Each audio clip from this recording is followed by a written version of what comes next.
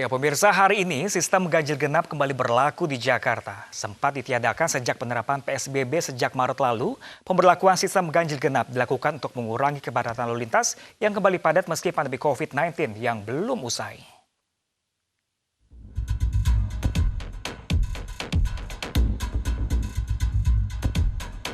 Pemprov DKI Jakarta hari ini kembali memberlakukan sistem ganjil genap. Petugas Dinas Perhubungan Pemprov DKI juga telah melakukan sosialisasi.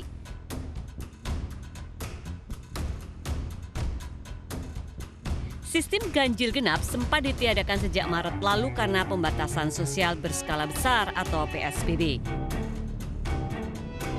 Pemberlakuan ganjil genap ini tentu juga harus disertai dengan perbaikan dari penambahan kapasitas di angkutan umum, terutama untuk jalur-jalur yang memang di situ ada ganjil genapnya, seperti Transjakarta, MRT untuk jalur Sudirman Tamrin. Sehingga dengan diharapkan dengan adanya pemberlakuan ini, maka situasi lalu lintas menjadi lebih baik, kemacetan bisa dikurangi. Penerapan ganjil genap berlaku di 25 lokasi, mulai dari Jalan Pintu Besar Selatan, Jalan Gajah Mada dan Hayam Buruk, hingga Jalan Majapahit Jakarta Pusat, Jalan Merdeka Barat hingga ruas Jalan Sudirman Tamrin. Ganjil genap juga berlaku di Jalan Sisingamangaraja, Panglima Polim, dan Fatmawati, Jalan Suryo Pranoto, Jalan Balikpapan hingga Jalan Tomang Raya, Jalan Gatot Subroto, MT Haryono hingga Rasuna Said.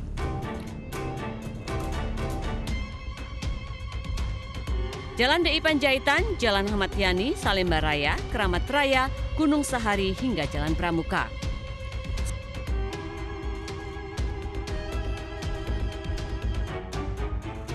Sistem ganjil genap berlaku pukul 6 hingga 10 pagi dan pukul 4 sore hingga 9 malam. Pada akhir pekan dan libur nasional, sistem tidak berlaku.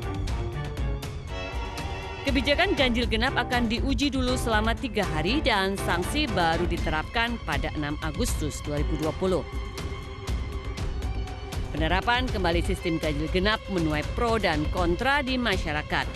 Masyarakat berdalih kebijakan akan kembali menyebabkan penumpukan warga di angkutan umum. Mobil pribadi saat ini itu lebih karena kita lebih ngerasa safe sih pakai mobil pribadi dibandingkan harus pakai transportasi umum, di mana dari segi keamanan untuk kesehatan sih masih tanda tanya banget ya, karena kan berdesak-desak. Kondisi sekarang kan lagi pandemi nggak normal, biarpun padat nggak sepadat dulu, ya kan? Kalau dia kajiannya di lapangan kayaknya nggak pernah dikaji gitu, hanya ambil keputusan ambil aja gitu. Kalau memang betul bahwa itu kondisi macet, ya sebaiknya memang diberlakukan. Ya mungkin kalau kami pengemudi sih ikut-ikut aja ya, ikut aturan aja. Yang penting tetap kita jalankan aja gitu. Wah, ada konsekuensinya sih mas, plus minus lah. Jalannya nggak macet, cuman ya nyari uangnya lebih pusing lagi, nyari jalan lagi sih mbak. Bapak, ini dengan diperlakukan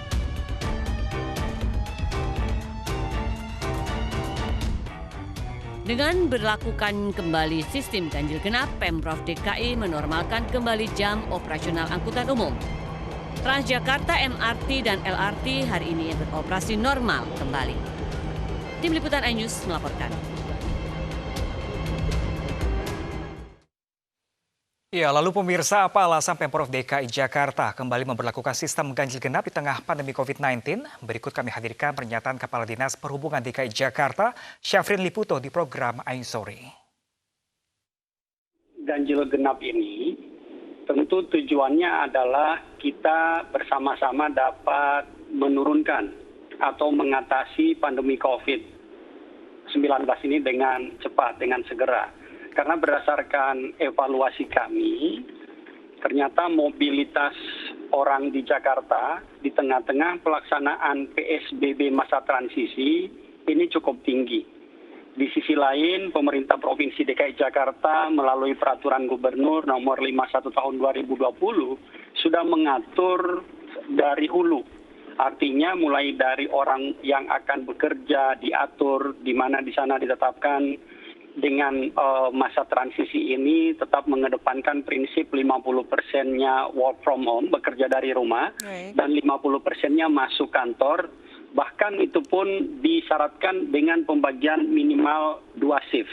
Untuk besok, dari rekan-rekan kepolisian akan melakukan tindakan preventif di mana belum ada penilangan. Tetapi bagi yang melanggar itu akan tetap diberhentikan di jalan dan kemudian diperingatkan bahwa besok sudah ganjil genap dan Anda diharapkan untuk ke depan tidak melakukan pelanggaran karena mulai hari Kamis akan dilakukan langsung secara masif penilangan apakah itu secara manual maupun melalui electronic traffic law enforcement Polda Metro Jaya. Sekarang Jakarta bahwa tidak ada lagi instrumen pengendalian pergerakan orang sejak SIKM ditiadakan tanggal 14 Juli kemarin, maka begitu bebasnya orang bergerak. Perlu instrumen pengendalian pergerakan orang dan satu-satunya yang sekarang ada adalah dengan pembatasan ganjil genap. Harapannya ini menjadi pesan kepada seluruh perkantoran di Jakarta bahwa tolong ditaati prinsip peraturan gubernur 50% dari rumah bekerja, 50% masuk dan pembagiannya pun 2 shift minimal. Diberlakukannya ganjil genap, Pak Syafrin, mohon maaf, diberlakukannya ganjil genap berarti akan memancing orang untuk menggunakan kendaraan umum dong ya Pak berarti ya? Iya, untuk angkutan umum perlu dipahami bahwa MRT, LRT, dan Transjakarta dari hasil penilaian standar pelayanan minimum, justru seluruh penumpang itu menggunakan masker dan jaga jarak itu terus dikedepankan. Contohnya untuk MRT, kapasitas satu rangkaian ratangga kita itu sekarang kapasitasnya 390 orang dan pada jam sibuk itu hanya terisi paling tinggi 100 orang. Artinya jika ini kita lakukan pembatasan, maka kapasitas MRT di masa jam sibuk itu masih mampu menampung. Tetapi tujuan kita sebenarnya bukan itu. Tujuannya adalah agar warga aware bahwa kita saat ini masih di tengah-tengah upaya bersama mengatasi pandemi COVID-19. Pak Syafrin, sudah diantisipasi akan ada penumpukan penumpang seperti yang terjadi pada saat pembatasan Transjakarta beberapa bulan yang lalu, Pak? Ya, memang kami mengambil pengalaman pada tanggal 16 Maret.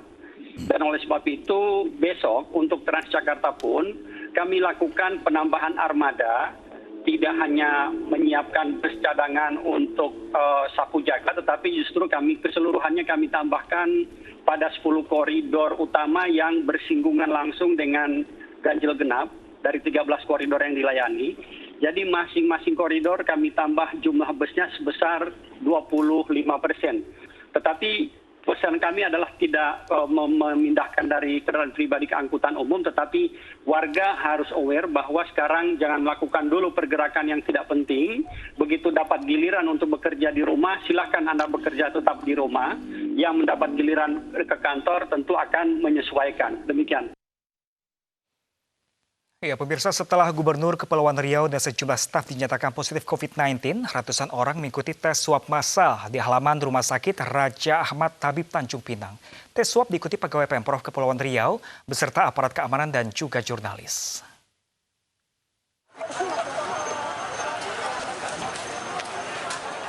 Tes swab massal ini dilakukan pasca dinyatakan Gubernur Provinsi Kepulauan Riau Isdianto serta sejumlah stafnya positif COVID-19. Ratusan orang yang mengikuti swab massal ini diantaranya aparatur sipil negara, aparat keamanan, warga, serta para jurnalis yang melakukan kontak langsung. Ratusan orang yang mengikuti swab massal ini adalah mereka yang mengikuti acara Gubernur Kepri Isdianto pada 28 Juli lalu. Pada saat itu, Gubernur tiba di Tanjung Pinang usai dilantik di Istana Negara sebagai Gubernur definitif pada 27 Juli. Namun sehari setelah acara, seorang staf pribadi gubernur alami gejala demam dan selanjutnya dilakukan uji swab dengan hasil positif COVID-19. Pada 30 Juli, gubernur dan sejumlah staf lainnya melakukan tes swab dengan hasil gubernur dan 5 stafnya dinyatakan positif COVID-19. Tes swab ini berlangsung selama 3 hari, di mana hari pertama tim gugus tugas melakukan tes swab sebanyak 93 orang, sementara hari kedua sebanyak 99 orang. Dan pengumumannya siapa saja merasa kontak erat dengan kasus yang konfirmasi itu diharapkan datang untuk dilakukan swab hidung dan tenggorokan. Ya, Ya selagi kita wawancarai memang ada indikasi untuk di swab ya kita swab. Tapi kalau tidak ada riwayat kontak erat tidak kita swab. Sedang mengkarantinakan diri masing-masing nih Put. Ya. Saat ini, kondisi kesehatan Gubernur Kepulauan Riau dalam keadaan stabil dan telah melakukan karantina mandiri. Dari Batam, Kepulauan Riau, Gusti Yenosa, iNews melaporkan. Ya Put, ya. Ayo Put. Dalam upaya menekan penyebaran virus COVID-19, petugas terus lakukan razia masker di lingkungan masyarakat. Di Surabaya, Jawa Timur, para pelanggar diberi sanksi mulai dari push up hingga melafalkan Pancasila dan lagu Indonesia Raya.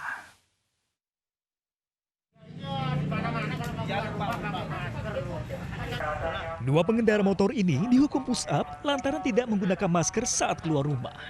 Bahkan keduanya diminta mengucapkan janji akan memakai masker jika keluar rumah. Sebentar, saya berjanji. Kalau keluar rumah, wajib pakai masker. Tidak hanya di push up atau mengucapkan janji, para pelanggar juga diminta melafalkan Pancasila. Sayangnya, salah satu pelanggar sempat menolak dengan alasan sedang terburu-buru karena ada anggota keluarganya yang meninggal. Makanya itu, saya itu susulan gitu loh, saya dibel. Akhirnya, pengendara ini pasrah dan tetap melafalkan Pancasila meski tidak lancar. Pancasila, ketuhanan yang Maha Esa. 2, kemanusiaan yang adil dan beradab. 3, persatuan Indonesia. 4, kerakyatan yang dipimpin oleh hikmah kebijaksanaan dalam permusyawaratan. 5, keadilan sosial. Bagi seluruh rakyat Indonesia. Operasi gabungan ini sengaja dilakukan atas instruksi Wali Kota Surabaya, Jawa Timur yang mewajibkan penggunaan masker sebagai bentuk protokol kesehatan agar dapat menekan penyebaran COVID-19. Data terakhir, jumlah positif COVID-19 di Surabaya mencapai 8.756 kasus dan yang meninggal sebanyak 776 orang.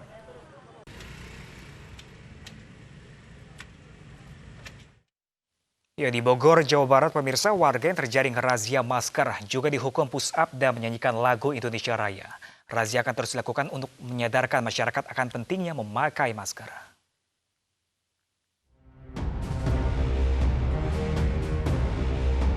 Ratusan warga yang berolahraga di Stadion Pakansari terjaring operasi masker yang digelar petugas Satpol PP Kabupaten Bogor, Jawa Barat.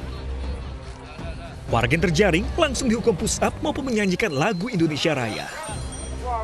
Kenapa tadi kesalahannya? Lupa bawa masker. Nggak bawa masker. Olahraga ini. Sering olahraga di Pakansari ini? Baru kali ini. Tapi biasanya gimana sih dalam pakai masker? Biasanya pakai masker, cuma yang tadi lupa. Pak, tadi kan maskernya jatuh. Jadi saya mau beli tadi di sini, cuman belum sempat beli, udah ditarik ke sini. Itu iya. Kepala Satpol PP Kabupaten Bogor menyatakan pihaknya terus melakukan razia untuk menertibkan warga yang tidak menggunakan masker. Pada saat kita makin agak siang, itu cukup banyak masyarakat yang belum menggunakan masker. Sehingga tadi dengan terpaksa petugas melakukan tindakan, ya. Tapi tindakannya mendidik lah, ya. Kita tadi mereka diperintahkan oleh kita untuk ada yang push up, kemudian ada yang menyanyikan lagu Indonesia Raya, dan ada yang suruh menghafal Pancasila. Ini semata-mata buat kebaikan masyarakat kita. Karena kesadaran akan protokol kesehatan ternyata masih belum sepenuhnya dijalankan. Sebelumnya, kawasan Stadion Pakansari rawan penyebaran COVID-19 karena banyak warga beraktivitas tanpa mengenakan masker. Dari Bogor, Jawa Barat, Wildan Hidayat, iNews melaporkan. Ya, pemirsa, Jakarta kembali menyumbangkan penambahan kasus konfirmasi COVID tertinggi di Indonesia dengan 377 kasus. Dengan demikian, total kasus konfirmasi positif di Jakarta menjadi 22.144 kasus. Sejumlah kelurahan di Jakarta Utara dan Jakarta Pusat masuk ke dalam zona merah.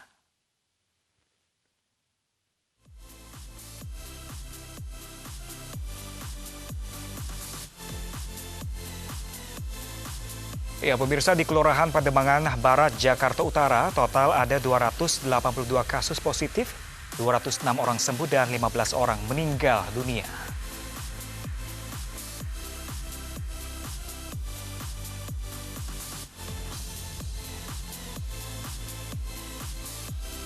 Kemudian pemirsa disusul Kelurahan Penjaringan dengan 204 kasus positif, 186 orang sembuh dan 6 orang meninggal dunia.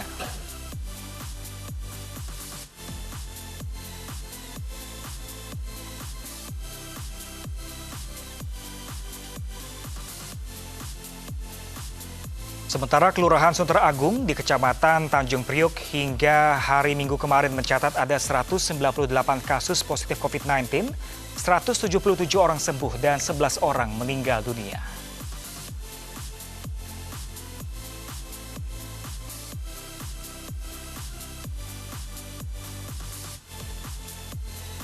Lalu di Sunterjaya, pemirsa, terdapat 183 pasien positif, 145 pasien sembuh dan 12 pasien meninggal dunia.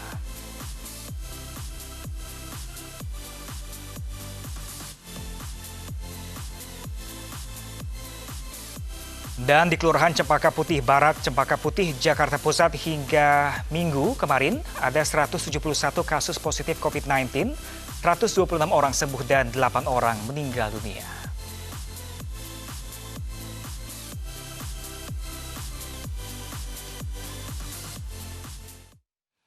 Ya, pemirsa, bakal calon wali kota Surakarta, Gibran Rakabuming Raka gencar belusukan temui warga Surakarta. Informasi selengkapnya sesaat lagi, tetaplah bersama kami.